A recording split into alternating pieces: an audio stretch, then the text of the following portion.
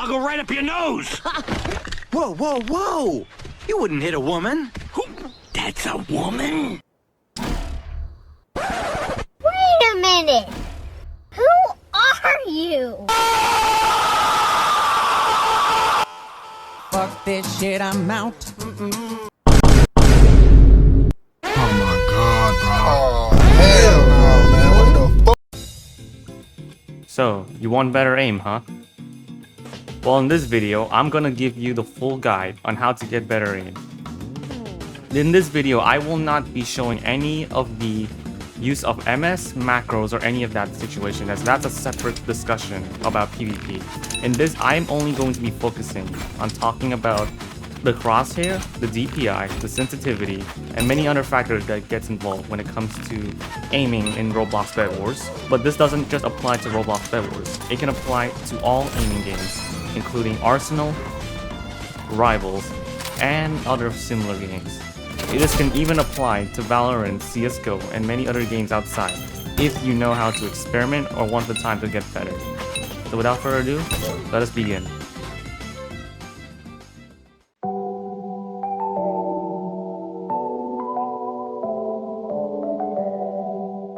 In all FPS shooters and competitive games, which includes Roblox Bed Wars and Arsenal, your cursor is your main point of focus for your aim. The cursor is the point you control to hit your enemy, preferably in the head. You have to keep pointing it onto the enemy if they are moving. If you do not, you will be missing and end up losing the fight. This is also known as tracking, aka the movement of your crosshair to direct onto your enemy. If you keep your crosshair moving onto them while they're moving, this can help you do more damage, which can result in you winning the match. Roblox Bed Wars' crosshair system, for example, is with a bow, crossbow, and arrows. Here you point with your crosshair, charge it, and then aim it at the target, and then once you have it at the right position, you press your mouse, usually with your left mouse button, which shoots the arrow, and if it's aimed correctly, will hit the player, dealing damage. While for games like Arsenal, it's a typical shooter game if you know how to play CSGO, Valorant, and much more. If you want to start getting better, I would suggest starting off playing games such as Aim Stars or Aim Labs, which have different kinds of tests that help you practice your aim, tracking, and much more if you want a specific type of skill in FPS shooter games.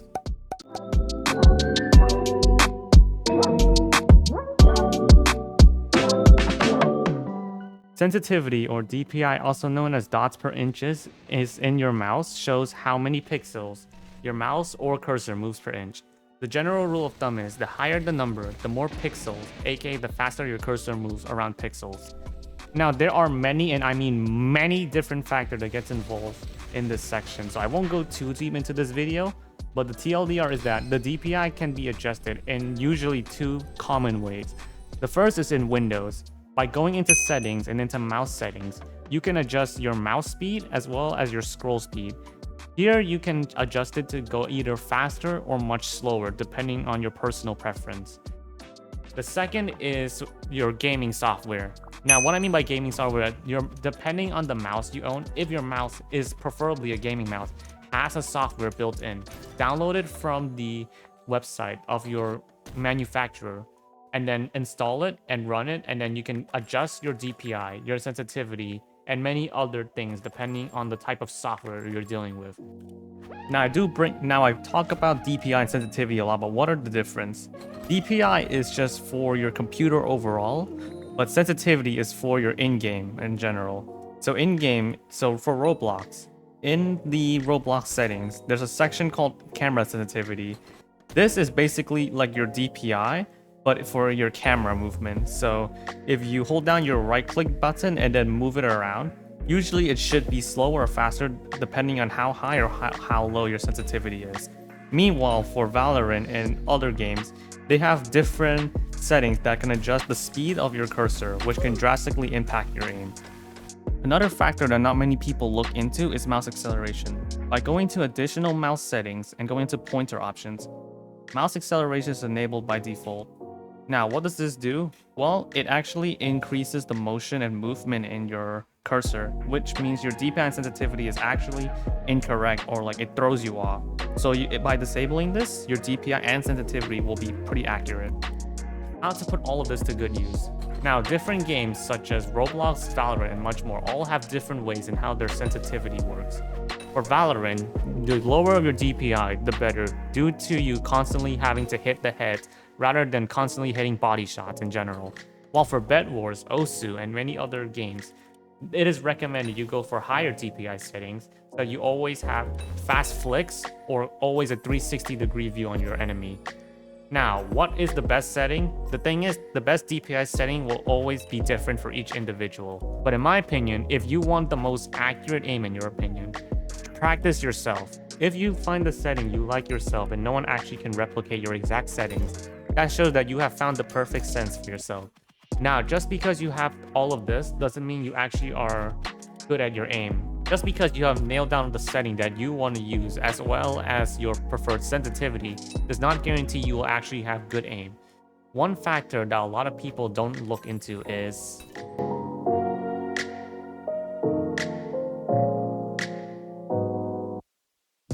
experience is pretty self-explanatory. The more practice and more playtime in certain games, the more experience you gain. Experience basically means that if you have played something or have learned a game long enough for a long time, you have experience. What does experience exactly mean? Let's say that you started Roblox Bed Wars recently and you want to start getting better. Well, did you start right away and become tanker afterwards? No, it takes months if not years to perfect your skills. In Arsenal, for me, it took nearly a year or two just to have a proficient experience when it comes into my aim, flicks, and trick shots. Meanwhile, for Bed Wars, it took me a couple of months to get used to the physics as well as the mechanics, but eventually, once future seasons such as Season 3 and Season 4 started coming around, auto clickers and macros were the meta for quite a while, which was pretty difficult to manage.